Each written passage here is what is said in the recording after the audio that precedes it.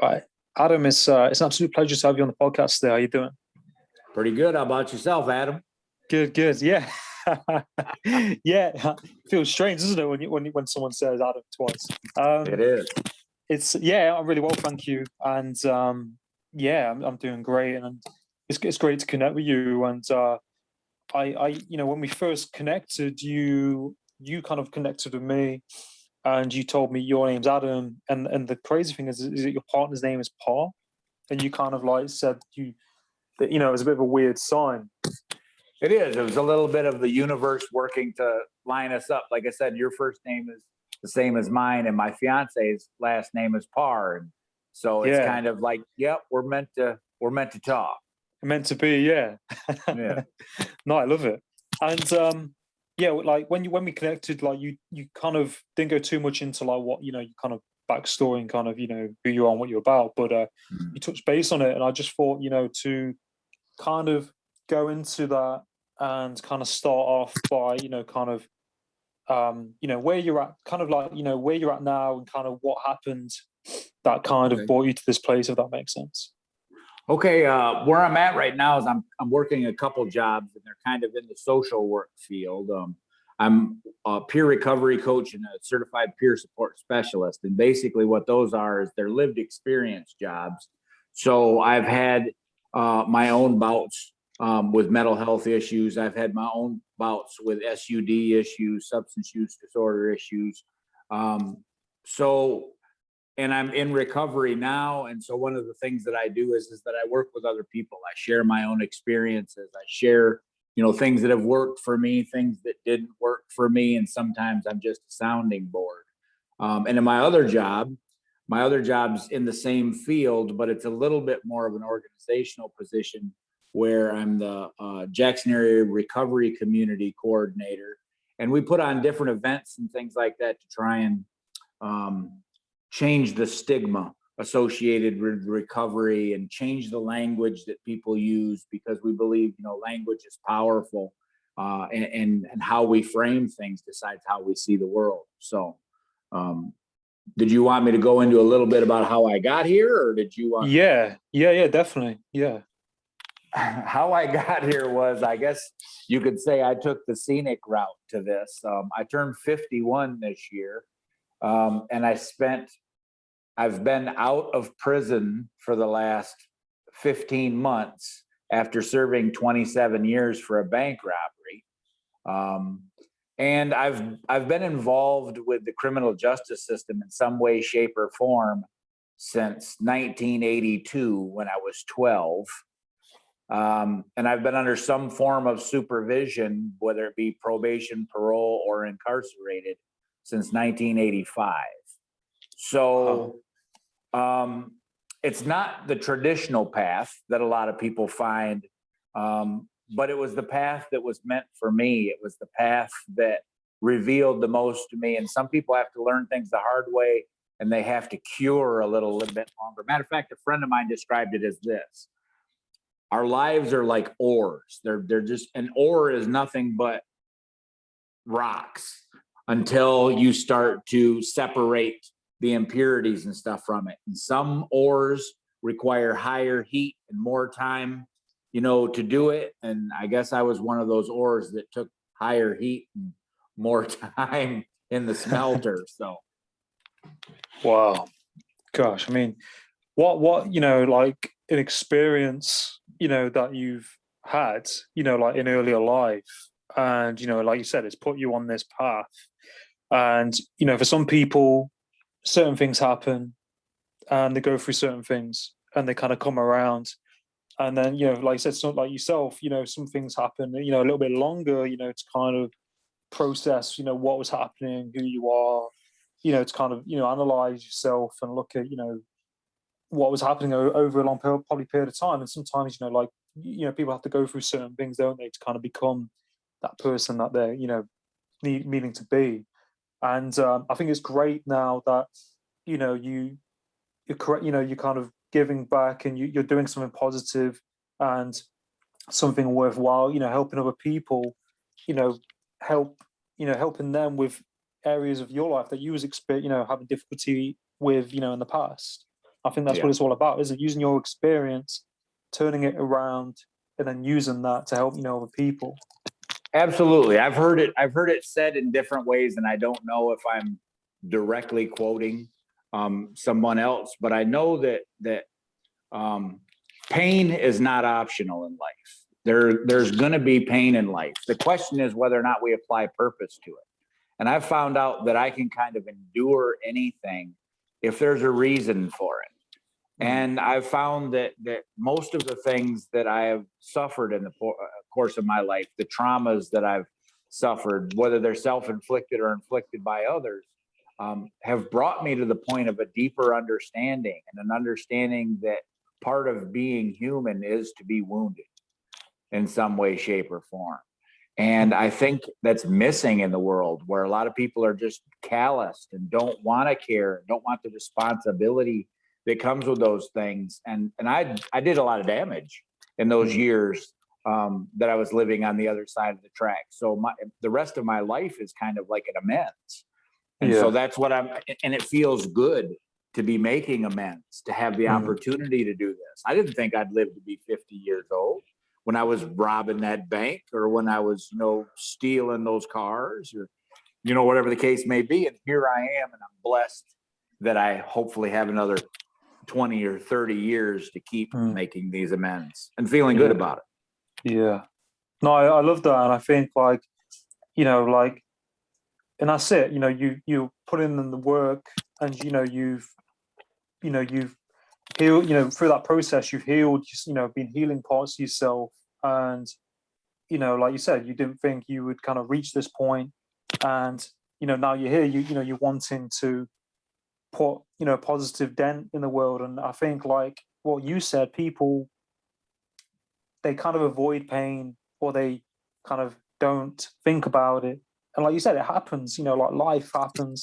And, it's how you, respond to that and what you do with it. And I think there's that quote, isn't there? I don't know who said it, but it's like, life is suffering, or something like that, or constant suffering. And I think it's one of the noble truths of Buddhism, or something, that life is suffering.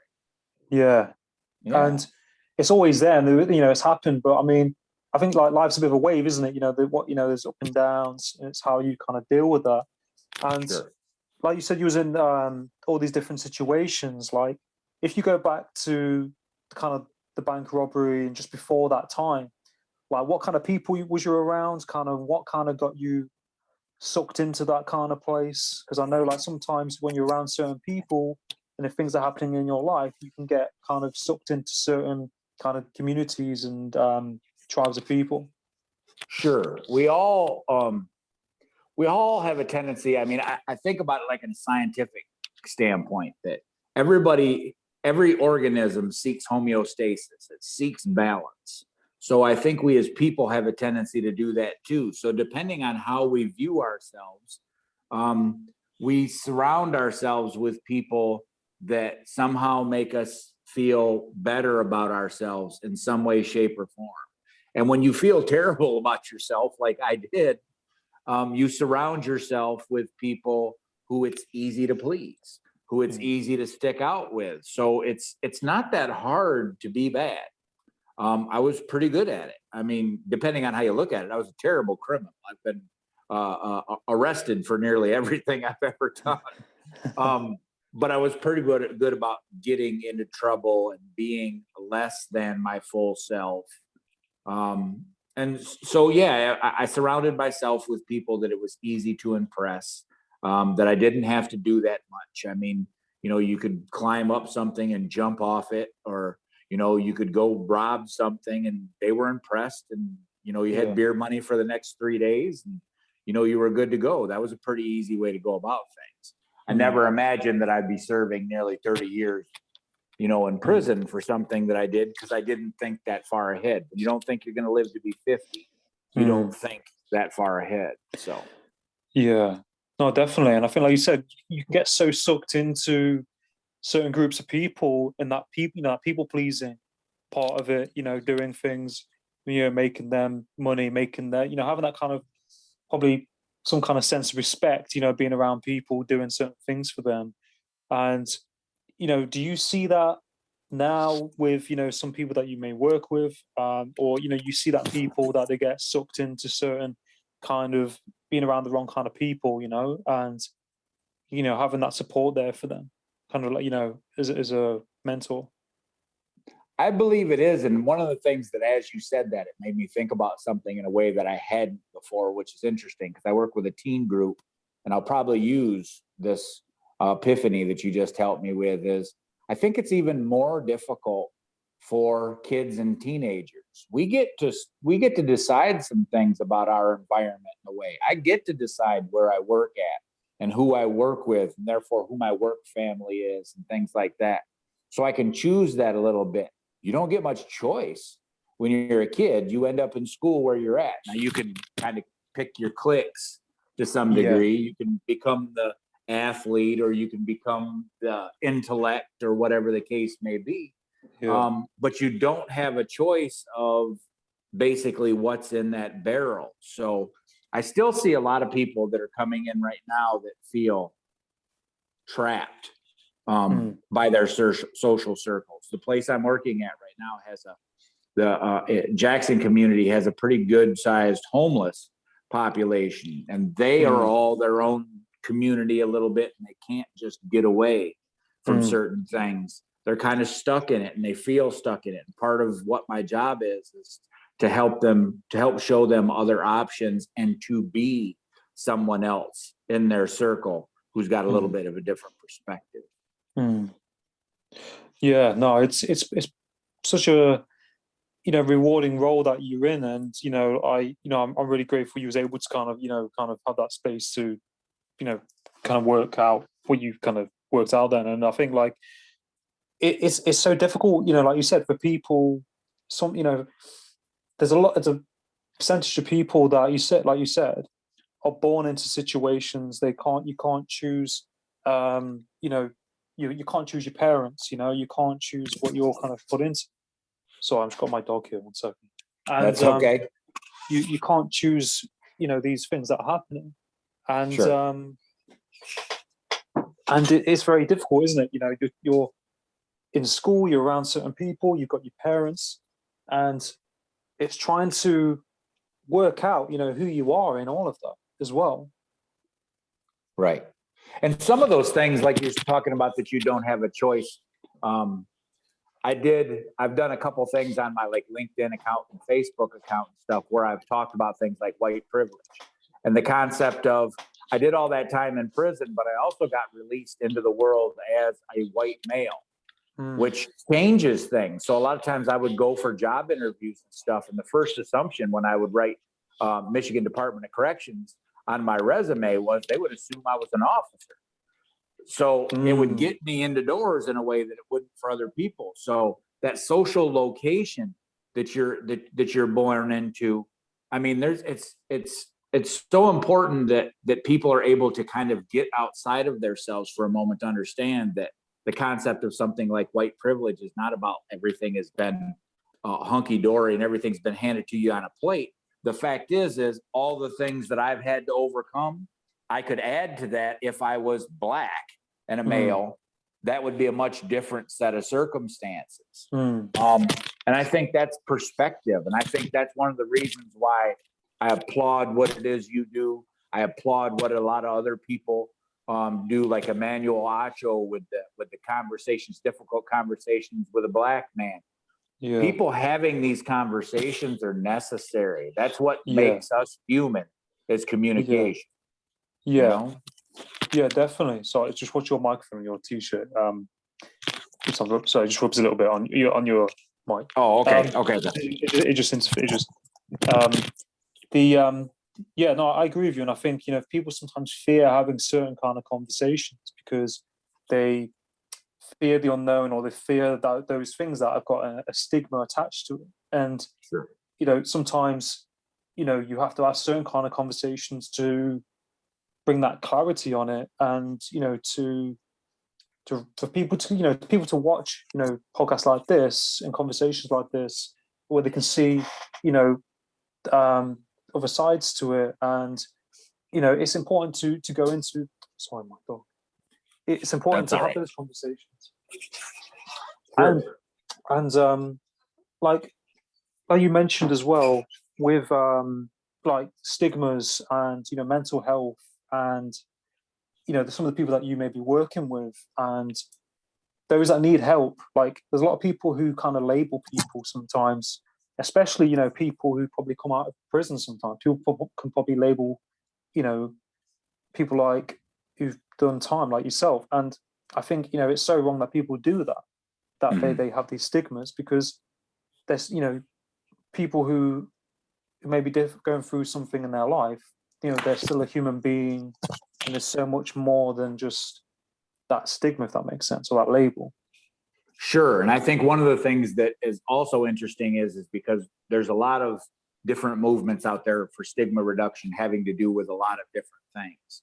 And one of the things that I sometimes think gets missed in the conversation is that there's two stigmas going on simultaneously at all times. There are internal stigmas and there are external stigmas. So a lot of times the person who's a returned citizen and has come back from prison has their own stigma about what it is, to be an ex-con, as they will label it a lot of times, or how everybody else is looking at them. The same thing happens when you're in recovery.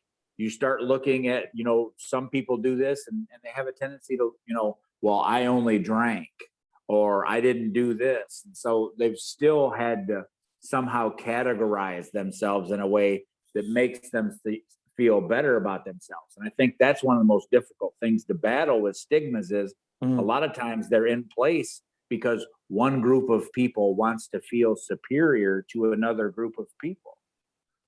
And that's a Yeah, hard thing to battle. Most people don't want to feel equal. They want to feel superior because there's something else going inside that usually makes them feel inferior. So they're overcompensating. yeah, yeah, definitely, definitely. And I think, like, that's kind of like, it kind of ties into probably the ego as well. Like people's egos and status and things like that. And yeah, I was just thinking as well, like when you was in that situation where you was robbing the bank, like, Mhm. is there any, in that time that it happened, I don't know how long it went on for, those moments, but was there any kind 51 of seconds. 51 seconds, was it? 51 seconds. So go ahead, though. Wow. I know And exactly the yeah, time. and there was any moment that you kind of thought, what am I doing? Why am I doing this? Did anything cross your mind, like afterwards or during or before or anything like that? It did, but I'm so far from it. And I don't want to frame it with somehow with revisionist history. Yeah, So yeah, because I don't know how many times that I've, recontemplated it, thought about it. And so I don't yeah, know which one is an actual memory and which ones that I've filled the blanks with. yeah, What yeah, I do know is what was behind it was none of it mattered. yeah, I remember being able to, turn it to logically say nobody's getting hurt in this. The bank's insured. So therefore nobody's getting hurt. But I walked into a bank with a shotgun. I told people to get on the ground, and that's traumatizing. And then what I didn't find out until I went to trial was that one of the women that worked in the bank, and this is one of the things that really helped me to realize how much I had to change my life and the kind of damage I was doing. She was in the back on a break and she heard us come in. And so she hit the alarm and then locked herself in the bathroom and would not unlock the bathroom door until the police showed up 20 minutes later. So in my mind, where I saw the timer and it was 51 seconds in the front door, out the front door, for that woman, it lasted 20 minutes of sheer terror, locked into a bathroom, not knowing what was happening, to her coworkers and what may happen to her. So a lot of the stuff that was a deeper thought came after the fact, where I really, you know, wanted to make a difference, but didn't think that I amounted to much, didn't think that I could make mm, that much of a difference. And I thought I belonged in prison, and I finally ended up where I was supposed to be. mm, mm, I genuinely thought that the world was a better place, mm, with me in prison. And for a while, that was probably true. yeah. No, it's it's crazy, isn't it? Like you said, that situation, and the time frame of how that took, how like when that situation probably happened, things slow down, things are going fast. And when someone's in that situation, like I said, that person was in there for like 20 minutes, that, going to feel like a lot longer. And I think, through your experience, I think it's good that you've been able to really think about it and kind of own what happens, because I think sometimes people do things and they probably don't take responsibility. Like you have to also ultimately kind of swallow what you kind of, done and say, I'm going, I did this, I, made made mistakes, and I'm going to turn it around. Like you said, like, in that space as well, a lot of people say, you need to spend time alone to get to know yourself. Like, did Yeah. you, like, before you went to prison, did you kind of like, did you like, I mean, when you was in prison, did you kind of feel like you kind of got to know yourself more? Because I mean, you know, there's a lot happening in that environment. But to give you like that time to kind of, really think. Yeah, I had a lot of people who haven't been to prison, really picture, things to be a certain way. They've seen Shawshank Redemption and, Green things Mile. like that. Exactly, Green Mile. So you start thinking about those things, and there's various levels depending on what state you're in, but there's various levels, and so they're constructed very different. My first 8 years were in a Green Mile Shawshank Redemption type prison with the old bars on it, the old turnkeys. They crank and all the doors would open up at once and things like that. And I was in a cell by myself. For the next 10 years, I was in a cell where I shared a cell for the next 12 years, I was in a cell where I shared it with one other person, which is a whole different way of kind of Yeah. reflecting and getting to understand how you work with other people. And then my last 6 years were in level one, where it's a pole barn setting where there are 160 people in one building with only half walls. So you're never alone. The only place that you're alone is in the shower, and you're not even fully alone there because there's a sink with a mirror that faces right towards the shower. Oh man. So I learned about myself when I was in a cell by myself a lot. I didn't read for almost that entire period because I realized I was regurgitating other people's thoughts, and I realized I have to figure out who I am before I start filling my mind with other people's thoughts. So I started writing instead of reading, and I think that was huge because I was journaling and things like that. I really got to know myself, and I found out some good things about myself, and I started to fake it for a while, where I would do some good stuff, but I was also, riding the fence and doing the other stuff. Eventually it came to a point that I learned enough about myself that it's like, you can't straddle the fence anymore. Either you've got to commit yourself to this better person that you found that you're capable of being, or you need to just go ahead and give up and go completely onto the other side. And I decided that the part of me that wanted to give back and that wanted to be a positive force and a beneficial presence in the world was the stronger part of me. And so that was the one I started feeding, and I committed to it, and it totally changed my life. Yeah. No, definitely. And I think it's really great that, you was able to do that, and, you took responsibility, for yourself, to get to know yourself, and to, to work on yourself, to decide, this is the track I'm going to go on now. Like you said, you can't do both, like you're just going to be back and forth. And like it must be, rewarding in what you do now and the projects that you're doing, and to be able to help people in their lives, and to see their difficulties and see their struggles.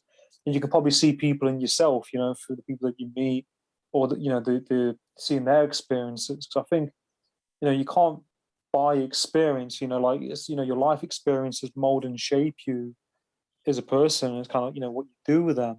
Um, you know, do you find that with people, like, that you kind of meet, I think I think part of what makes this job possible is that if we look hard enough, we can all see a bit of ourselves in somebody else. I don't think we can fully recognize things in other people that we don't Mm. recognize in ourselves to some degree. So it's extremely rewarding. I'll go with another paraphrase. I'm terrible with quotes, but I can usually catch the Yeah. gist of it. And I think it was Eleanor Roosevelt. I used to think it was my grandfather who said this, and I found out that it was Eleanor Roosevelt that said it. But they said, learn from other people's mistakes because you'll never live long enough to make them all yourself. Mm. And so I think we're communal people. We're even though some people will isolate and stuff, those isolations are usually a product of trauma. It's our natural inclination as human beings to congregate and to talk and to share and to communicate and to create communities. And I think that's what doing my job is. It's just community building. It's a matter of talking to people. It's a matter of listening to people. And it's a matter of not telling them what they should do, but helping them find the way to the wisdom that already exists within them. Yeah. I found with myself personally, you could tell me all day what I needed to do, and I'd do the opposite. You know, I had to make these things my own, and I had to personalize them, and I had to internalize them. So the best thing is to get people to draw these conclusions themselves and make the changes themselves, as opposed to having them imposed upon them from some outside force. Mm. Yeah, no, I think that's a really great point, and I think like sometimes you see that with teenagers, and I'm not putting a label on teenagers, but I'm saying like sometimes you tell them to not do something and they don't listen, and Right. I think like I'm 50 and I still do that. yeah, yeah, yeah, that's it, and I think like people need to kind of work things out for themselves, don't they? I think as long as you're supporting them in a healthy space and you're saying, okay, these are kind of your options, and you let them kind of have that space to kind of figure it out. You're just kind of supporting them. I think, it's like with coaching, trying to coach someone, if you're telling them what to do, it's not going to work. You have to kind of let people kind of untangle that string, if that makes sense, themselves, and kind of work it out, think about it. And they're probably going to feel better in themselves as well, because it's like, they're doing that, they're putting in that work, they're doing that. Yeah, and then the only way that you really know that it's real is when you get tested at certain times. And then if you've internalized it, it becomes easier to do. It took one of the reasons I think that my path had to include so much time in prison was because for a long time I thought I was fooling myself. Even when I was doing the right thing, I was like, yeah, but when stuff really gets thick, are you going to do the right thing? And so I had to be there long enough for stuff to get thick, a few times, and I did the right thing. I did so without hesitation. There's a couple things that, as we've been talking, that make me think about, part of my journey. And there's two things, because there's a natural thing that people who are listening will probably think of as a question, like, do I have any regrets? And a lot of people, have regrets in their life. And I have one regret in my life, which sounds crazy for somebody who's done as much wrong as me. The only regret that I have is that people got hurt. As far as doing all that time in prison, I wouldn't change any of it, because I love who I am. I love what I've become. And I love the way that I view the world. And that would not have been the same without the same experiences. So, and that's a hard thing for a lot of people to do too, is embrace the things that have happened, including the not so pretty things, But without those things, I wouldn't be able to relate to some people. You see a lot of people who've lived a pampered and sheltered life and just can't relate to somebody who's struggling, somebody who's never experienced addiction before in their life. And they're like, well, why don't they just quit and do this? And if it was that easy, they probably would. I know those things personally and intimately, so I don't cast those same aspersions on people that a lot of people do. Yeah. No, definitely. I think they're really good points, and I think, like you said, kind of, it's difficult that the thing like you regret is, some people may have been hurt in certain situations, but like your experiences and who you are, and who you are today as a result from your experiences and your lessons, and that been able to turn it around, and you can now help people and provide value and add goodness into the world, and form these relationships with people to help them. And I think, like you said, um, certain experiences happen, like you said, like in your life, which then enables you to relate to people in a certain way. You can see things differently, and it kind of, from talking to you, it's made me think about.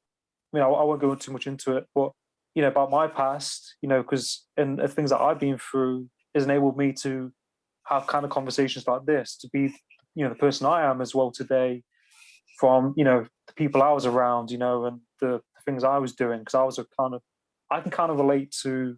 I didn't go to prison. I didn't do a robbery like you did, but I was around the wrong people. I was, doing. I was trying to please and impress people at school. I was a people pleaser. I was running with my ego. I remember, running away from the police at like 13 years old or something like that. 12, 11 years old, with a bunch of people I was hanging around with. All of these, like, all these different things. And then I had, PTSD and anxiety, but, all of that. It's all these experiences, isn't it, that mold you as a person and kind of shape you so you can then do some, choose to do something with that.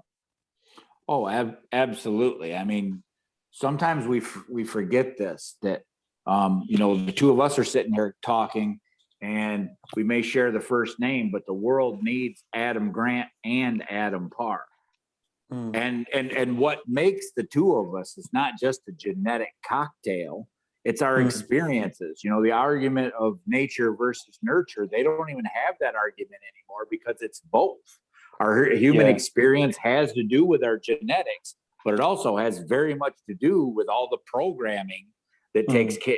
place over the course of our life. So each one of us brings something, Mm. individual and unique.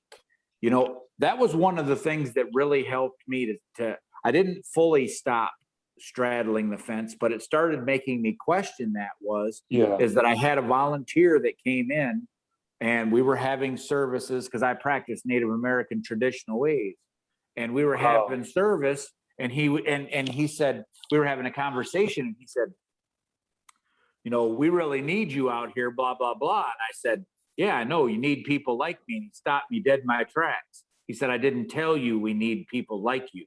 I told you we need you out here. Mm. And I think that's the first time that I really understood um, the concept of uniqueness, and the fact that I actually had something to offer the world that no one else could. Mm. That's because we're always comparing ourselves to one another. Well, I don't do this that well. I'm not that good at this, but I am a unique mixture of all of Mm. those things. And you never know when you're going to run across the person that needs exactly that mixture of ingredients that you have. Mm. Yeah, no, definitely. I think it's really kind of mind blowing, isn't it, when you think of it, and you break it down and you think about, like yours, you're like, what you said, what a guy said to you, that, you are your own person, and, you have your set of kind of mission statement, if that makes sense. Right. You have your purpose on this planet, and there's no one else that's like you, that's experienced what you have, and who needs to do what you're doing, if that makes sense. It's kind of crazy, Mm-hmm. isn't it? But it makes sense, doesn't it, when you break it down and you add it all together. It absolutely does. If you really look at things, I mean, they're really not that complicated. They're extremely complex, and they're extremely simple all at the same time. If you break down the universe, if you break down things to a cellular structure, if you break all of these components are necessary, and they all have a purpose, they all have a function, and all of us do as well. We just need to stop trying to invade somebody else's space and take somebody else's function. You know, we're so busy trying to decide what is right. And I'll use this analogy. The way that most people parent is a pretty good example of where I think we fall short as human beings a little bit, because we've already decided what we're going to do with this human being before we've ever learned anything about who this human being is. We've already decided that they're going to do this, or they're going to do this. This is how they're going to do that. This is how they're going to do that. We haven't figured anything out about their temperament yet, anything about their personality, anything about their natural skill set. You know, you're trying to make Joey be the next football star, and he could be the next Academy Award winner.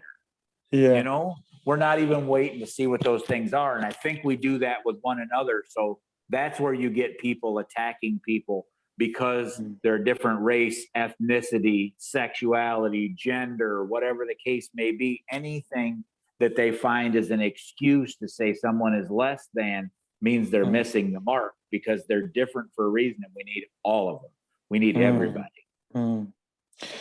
Yeah, no, definitely. And I think like you mentioned, like people compare themselves a lot of the time, and we kind of like, I think it's in, like you said, people's wiring, you know, like people, especially with parenting is a prime example.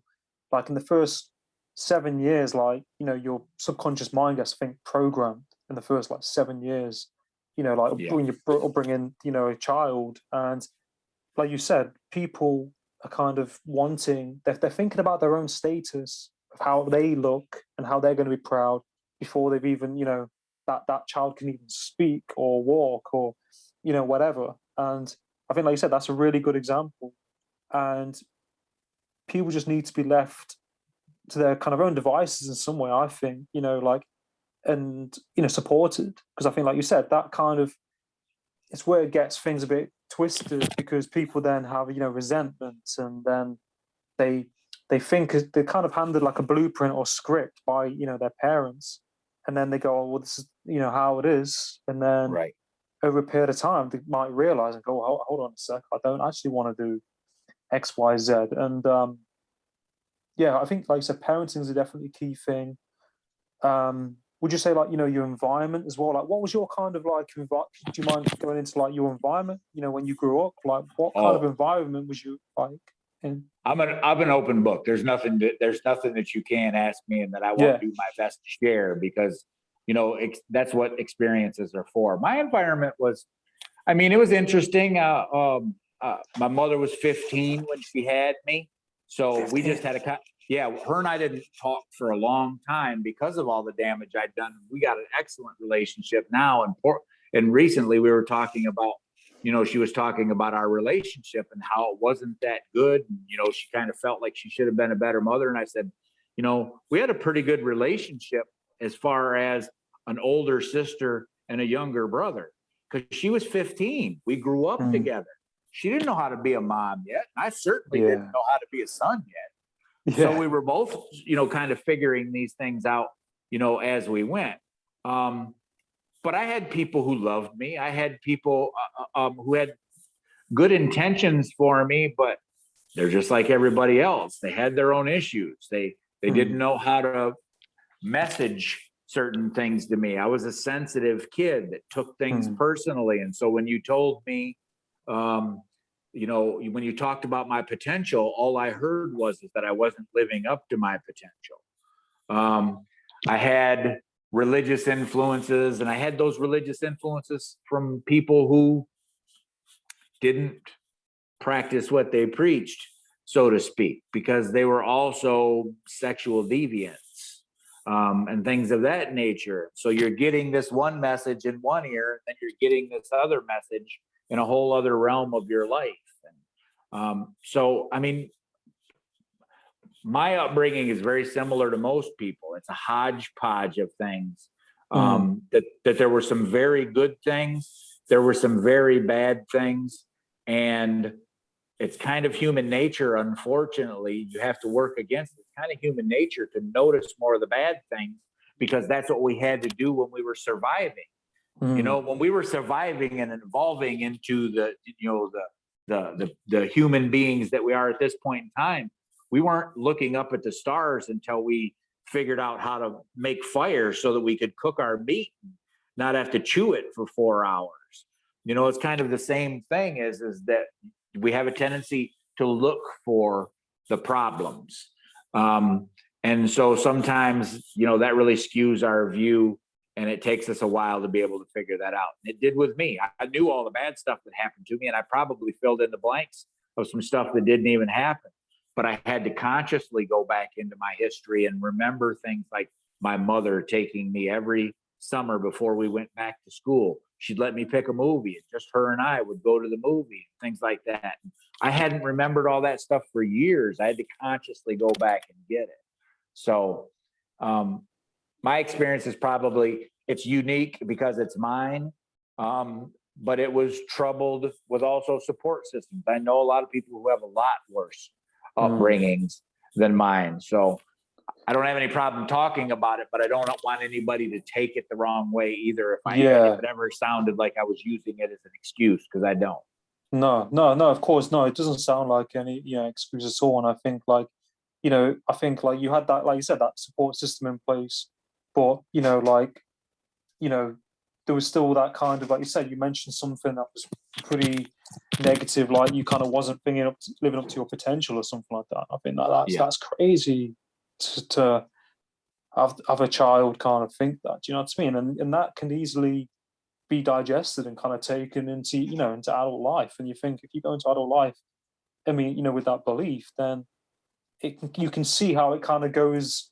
How you might have got into certain kind of past. You know what I mean? If you don't think that you're gonna live up to your potential, do you know what I mean? It's but yeah, I think the biggest part of that is the fact that I thought I was a mistake, because I was born to a 15-year-old mother, and even though she never necessarily told me that, the message that was coming around that I might have been an accident. I actually found out this year that I wasn't an accident. My dad and her were actually trying to have a child. But nonetheless, everybody, when there's a 15-year-old mother, you get the message that somehow you're a mistake. And I transferred that. It's like the difference between shame and guilt. Guilt is when you've done something wrong and you recognize that and you correct your behavior. Shame is when you think you are something wrong. And I had that shame of thinking that somehow I was a mistake. So I made my behavior go along with what I thought I was. So I just, well, what do you expect? Yeah. So it's like a cocktail almost, isn't it? Of these different kind of things put together, and it's like, well, let's shake it up, and then it can explode. And but I think as well, like it's really nice that you've been able to kind of reestablish that relationship with your mum. Me too. Through all that, I think that's really really nice. As well, I just kind of thinking like the day you kind of came out of prison, like what was kind of going through your mind? Like, because I mean, that was just early kind of pre-COVID. You said January 2020, right? So yeah. About 2 months before COVID hit, I just got my first job the week before COVID hit, and I lost it because of COVID. But a lot of people, especially when you do 27 years, that people think that it's going to be a huge readjustment for you. And the word that my fiance and I kept using was seamless.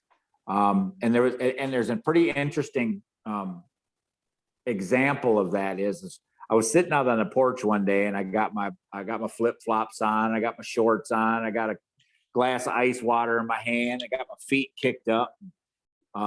Katie takes a picture of me, and she says, "I want to send this to a friend of mine named JP. I want to send this to JP so that he can see the free Adam." And so she sent it through a JPay to him, and he wrote back and he said, "Adam doesn't look any different. He must have been free before he went home." And so I think that's kind of what happened with me is at some point in time when I decided that I was going to change, it didn't matter to me where I was planted. They say bloom where you're planted. It didn't matter to me. So I started living a life that I knew was transferable. I started working hard, made myself a schedule, was teaching classes, was involved in all the positive things that I could possibly get, involved in. And I got challenged in some ways, but I stayed on that track. So when I came out here and I faced discrimination because of my history, when it came to housing, when it came to getting a job, even being able to volunteer at some places. I couldn't volunteer at some places. I'd been told no for the last 30 years. So that wasn't anything to me. I just went on to the next place and went on to the next place. And eventually doors started opening for me. And some people started to see that I wasn't a liability, that I was potentially huge for their company. And my current employer, Home of New Vision, the CEO was involved in my second interview, and it was pretty amazing. It was obvious that she wanted me to be working for her, and she stopped at one point and she said, "Do you realize you're a miracle?" And that's pretty powerful. Yeah. And that's just somebody looking at what you did, realizing, you put in the work, and you should be rewarded for it. She hired me for a job that probably nobody else would have.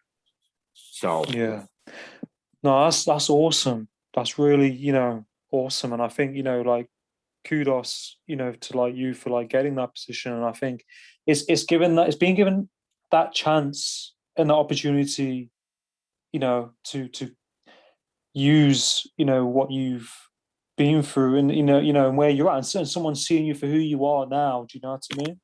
Yeah. And I think that's so key. I mean, it's so key that people see each other for who they are now, and they're not judging someone based on whatever happened however long ago, because you're not the same person.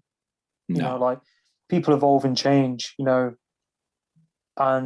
it's lovely that she's given you that opportunity, that position, and she saw that in you. Yeah. And change is inevitable. I mean, we all change. We don't all necessarily recognize it. You and I will walk out of this meeting and we'll both be changed because we've both been influenced by the other. That's what's supposed to happen. And I think a lot of people waste a lot of time and energy putting on these, suits of armor to protect themselves from imagined, issues that are imagined things that are attacking them, and they bring those old wounds. And I use that analogy in my classes a lot of times, where I talk about, you had this suit of armor that you had to get through life with. And I'm not talking about the chainmail one. I'm talking about the old big steel one you had to ride a Clydesdale to get around with. And so you've been in these battles, and somebody's hit you with their broadaxe and hit you, with these big heavy swords. And so you've got all these dents in your armor. Well, people forget that they used to have to take those back and pound out all the dents. And a lot of us are running around with armor that still has these dents in them that are restricting us as opposed to protecting us. They're inflicting pain on us. And so I know I'm full of analogies and I go off into tangents. No, that's fine. That's fine. That's a great example. But there's another thing that in the same realm, that instead of being that person, I realized that I was more agile when I took the armor off. And not only that, but I needed to go into battles. So I describe myself as what I call an emotional fireman. And what I mean by that is firemen are crazy. When everybody else is running out of a burning building, they're running into it. And so as an emotional fireman, whenever I see something that makes me uncomfortable, the majority of people, when they find something that's uncomfortable, they avoid it, they run from it, and they don't want to face it. I run into it because I know that's exactly where the growth is going to take place. And so then when I see this thing in a dark alley somewhere, it doesn't scare me the same way anymore because I've already faced it and I know I can. No, I think that's a really great. I think that's a really great, like, perspective, and I think from where you stand, and I think like that's definitely, I think, how we should be as a human being. We're not put here to kind of sit through this nice kind of comfortable ride, and I think you kind of are here for a reason. I think, you're here to grow, to learn, to change, develop. And I really like, what you said there, like emotional fireman. And I think that's definitely, what, we should be doing. Do you know what I mean? We should be seeing what, where am I going to grow in this, situation, and going into that and falling, stepping forward. And, like you said, with the armor and those, the bumps and the dents.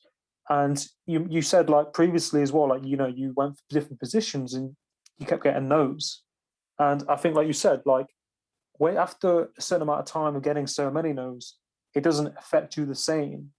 And a lot of people sometimes, go into that adult life, and they might not have had many rejections or many no's, but when they do hit a no or a rejection or something happens, they don't know how to deal with it too well. And I think, like, do you see that in people? Like, like, this kind of the world that we live in, like, people can go on Amazon Prime and order something the next day and get it. Right. Like, it's very kind of instant. It's very comfortable for, a lot of people. And I mean, there's nothing wrong with being comfortable in some sense, but there's that sense to it where it kind of be a detriment. Like, sometimes you have to kind of go through pain. You have to have rejection and difficult times, because it makes you strong and resilient. Yeah, that was the exact word that I was going to use, was resilient, because that's one of the main difference between me now and then, because I went to prison once before this. I did a 2-year prison sentence before this. I went to the county jail. I've got a couple years in there. I've done 31 and a half years of some form of incarceration. So, but I wasn't resilient. When something would go wrong, I wasn't up to the I wasn't up to the challenge.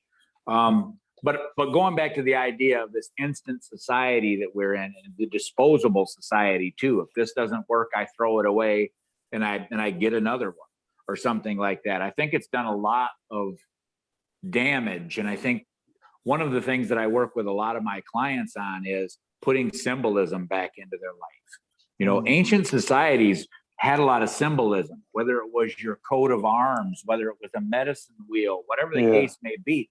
Everywhere you went in the village, everything meant something. So when you saw it, it meant something. And in the native traditions, you see it in every color, you see it in every animal, in every tree. There's a symbolism behind that helps to keep you on track and remind you that you have a bigger purpose. In this materialistic, disposable society, most people see their purpose, if they see it at all, as something really small, as opposed to how actually huge it is. And they're like, anybody else can do this. Think about this. When you ask somebody who they are or what they are, what's one of the first things they usually go to? Their job. Yeah. Or their titles. Who I am and what I was created to be is a beneficial presence. And that's it seems to be a big order, but it's actually pretty simple. All it requires of me is to show up and to do my best to be beneficial while I'm there instead of detrimental. And just like this conversation, I showed up and I'm doing my best to be beneficial to anybody who's listening. Yeah. No, I love that. I really love that. And I think that's such a great way to, like, kind of say it, is, showing up and looking over all those other things that be quite materialistic, and looking at that deeper meaning and that purpose of, why we're here, and, what we can do with our experience, and, showing up. I think that's like, a lot of times people don't show up because of fear, and, they don't think they're good enough. And like you said, all these kind of things that hold people back. And I think, like, like, you need to be, in the word that you mentioned, I can't remember, you said, I can't remember the words you mentioned, but you said, like, to basically be good and be of service, in some way. Beneficial presence. Beneficial presence. Yeah, that's the word. Yeah. I mean, we make things more complicated. Like I said, we make things more complicated than they need to be sometimes. And we do the same thing that I talk about with parenting with our kids that we do with ourselves, because we're always parenting ourselves too. We don't pay attention a lot of times to the signs of who we're meant to be and what we're meant to do. Like one of the things that I changed when I started doing this job is they'd have a sign-in sheet for the members that would come and attend. They would have, their name, their contact information, and if they were interested in volunteering. Well, I'd get the list, and I don't know what anybody's skills are. I don't know what they bring to the table. So one of the first things that I did is put a special skills section in there. Because if your thing is painting or writing or something like that, why would I have you cutting the lawn? You know, I want you to be a part of the community, and we forget that too. In the more ancient times, everybody had there was the butcher, there was the baker, there was the blacksmith. Everybody had a purpose and a role, and they had a strength. And I think that's one of the things that's missing for most things that we do these days is they're not strength-based approaches. We need to build people up to be the best versions of themselves so that they do it for the next person instead of this competitive crabs in a bucket where everybody's pulling everybody down. Yeah. No, definitely. I think that's a really, really important point you made. And I think people in companies, sometimes just get into certain positions and they're not having their strengths kind of acknowledged, or they're not being listened to kind of use their strengths. I think, like you said, it's definitely the situation that we're in where companies need, there are some companies that do help people.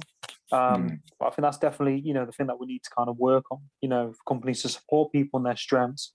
And if they're good at something, say, oh, well, we can use you in this department, or we can help you in this. I think that's something that I think is really key that, you touched on, and something that you're putting in place by when you meet people, seeing their purpose and their strengths and using that, that to where they can work on it. Instead of being a tickle me society where everything is about, let's satisfy me in this moment, having this really narrow version of happiness. I think about the Greek version of happiness, which was eudaimonia.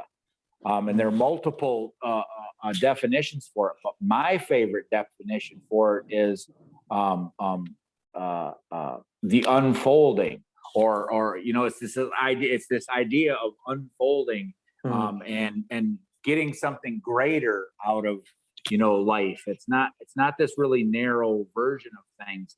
And I think when we do a strength-based model, people experience a real happiness instead of just a simple joy.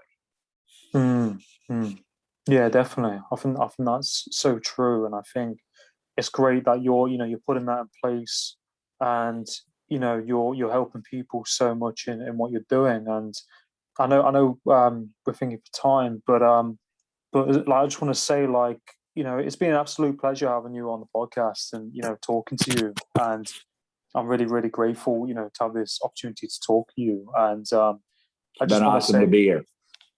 No, you're welcome. You're welcome. And I just think, I wish you all the continued success, and with what you're doing and helping other people, and your journey. And where kind of people find you on social media or LinkedIn or a website at all? I'm working with a friend of mine who's still incarcerated on a concept that's called Wholeness Engineers. So it's wholenessengineers.com, just the way that it sounds. And it's kind of got a double meaning for the engineers aspect, because engineers build and design things, but they also drive trains. And so what we're trying to do is we're trying to drive this idea of wholeness, which is the simple concept of right relationship. So you can find me on wholenessengineers.com, or you can contact me directly if you would like to at theirlifematters500@gmail.com. Yeah. No, awesome, Adam. And I'll put all those links in the bio as well. And I'd love to connect again sometime. We can always, hit up and do some more of these if you ever like to. But I'll definitely stay in touch. And all the best. It's been a pleasure. All right. Thanks, Adam. You're welcome.